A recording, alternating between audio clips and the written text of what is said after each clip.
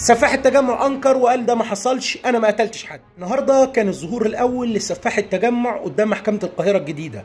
هيئه المحكمه طلبت اخراج سفاح التجمع وبدات تساله عن سبب قتله ل3 فتيات وممارسه العلاقه المحرمه معاهم.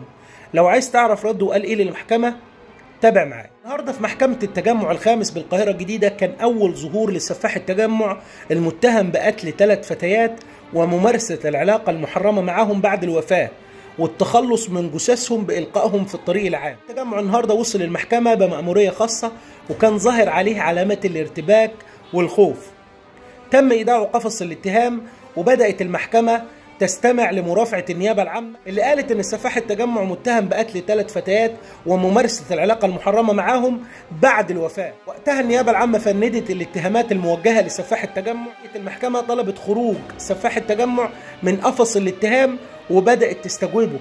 أول سؤال وجهته له المحكمة قالت له أنت متهم بقتل 3 فتيات، أنت عملت كده ليه؟ فرد وقال لهم أنا ما قتلتش حد.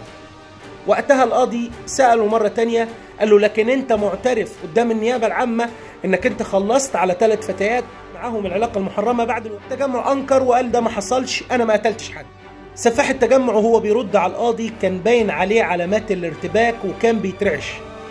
وقتها القاضي قال لهم خلاص دخلوه القفص، وبالفعل رجعوه القفص مكانه علشان يطلب محامي سفاح التجمع انه يتعمل له تحليل مخدرات. وقال ان الكلي مشهود ليه بحسن الاخلاق وهو ما كانش بيتعاطى اي مواد مخدره.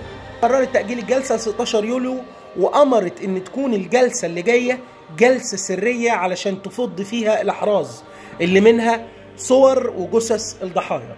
خلال الايام اللي جايه هتحصل تفاصيل اكتر في الواقعه.